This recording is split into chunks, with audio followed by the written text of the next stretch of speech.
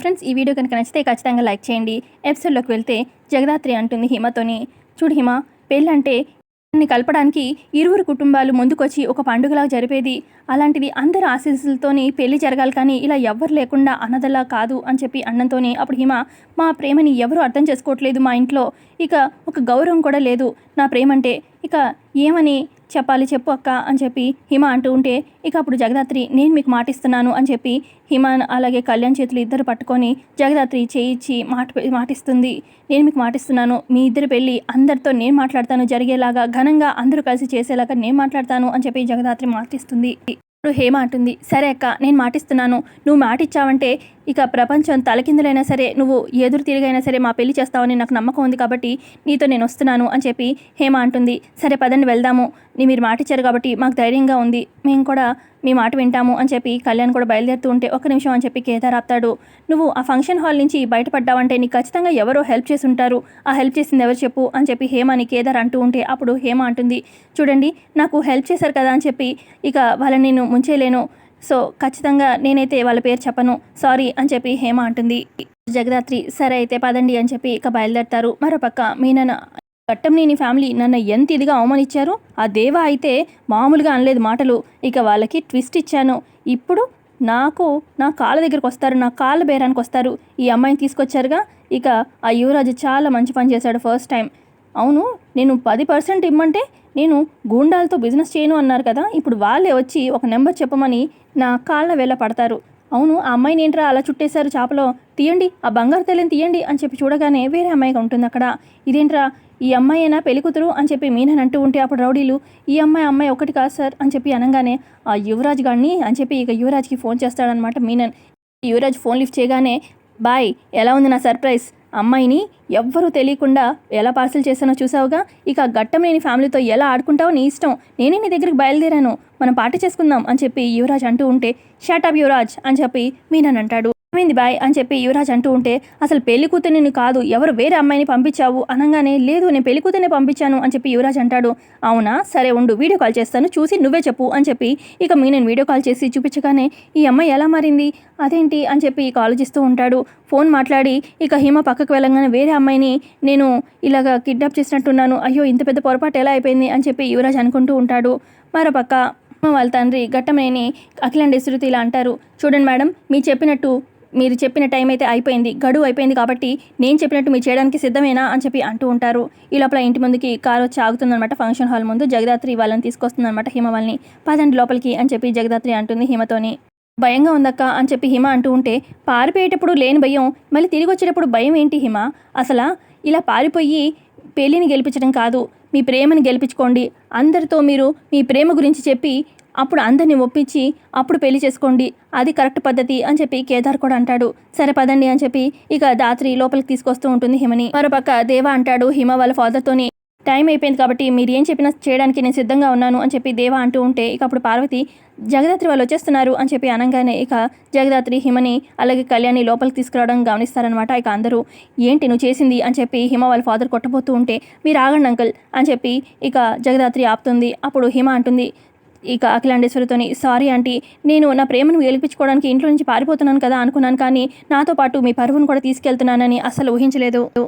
తర్వాత పెళ్లి కొడుకు అంటాడనమాట హిమతోని, అసలు నీకు ఇష్టం లేకపోతే ముందే చెప్పొచ్చు కదా, ఎంగేజ్మెంట్ వరకు వచ్చాక ఇప్పుడు చెప్పడం ఏంటి, అందరూ పరువు పోగొట్టడం ఏంటి అని చెప్పి అంటూ ఉంటే, అప్పుడు హిమ, సారీ అండి, ఇంత దూరం నేను ఆలోచించలేదు, నా వల్ల అందరూ బాధపడ్డారు, నన్ను క్షమించండి అని చెప్పి అంటూ ఉంటే, అప్పుడు దేవ అంటాడు, రమేష్ గారు ఇప్పుడేమంటారు చెప్పండి, మీ కూతురు ఇష్టాన్ని మీ ప్రేమని మీరు పట్టించుకోకుండా ఇష్టానికి ఎంగేజ్మెంట్కి మాట ఇచ్చేశారు, ఇప్పుడు మా పరువు పోతుంది, మేమేం చేయాలి చెప్పండి, ఏం చేయమంటారు చెప్పండి అని చెప్పి దేవ అంటూ ఉంటే, ఇక అప్పుడు హిమ అంటుంది, సారీ అండి దేవా గారు, ఇందులో మా పేరెంట్స్ తప్పు ఒకటే కాదు నాది కూడా ఉంది, అసలు ఎంగేజ్మెంట్ అని మా పేరెంట్స్ చెప్పగానే ఇక నా ప్రేమ గురించి చెప్పే ధైర్యం లేక ఇదంతా చేశాను, నా తప్పే అని చెప్పి అంటుందన్నమాట హిమ.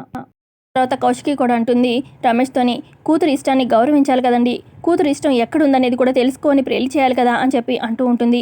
ఆ తర్వాత ఇక కళ్యాణ్ అంటాడు, సార్ మీ అంత ఆస్తి పరువు ఇక ప్రతిష్ట ఇదంతా మా కుటుంబానికి లేకపోవచ్చు, కానీ నాకు మంచి జాబ్ ఉంది, లైఫ్ లాంగ్ హేమని సంతోషంగా చూసుకుంటానన్న నమ్మకం నాకుంది, హేమని నాకు ఇచ్చి పెళ్లి చేయండి అని చెప్పి కళ్యాణ్ అడుగుతాడనమాట హేమ వాళ్ళ ఫాదర్ రమేష్ని. ఇక అప్పుడు రమేష్ అంటాడు, అసలు నా కూతురు ఇంట్లో నుంచి లేచిపోయినప్పుడే నా కూతురు చచ్చిపోయింది, అసలు మీరందరూ కలిసి నా కూతురిని చంపేశారు. అసలు అఖిలాండేశ్వరి గారు, మీరు ఆ స్టేడియంని ఎలా కడతారో నేను చూస్తాను రావే అని చెప్పి ఇక రమేష్ వాళ్ళ భార్యను తీసుకొని అక్కడి నుంచి వెళ్ళిపోతాడు.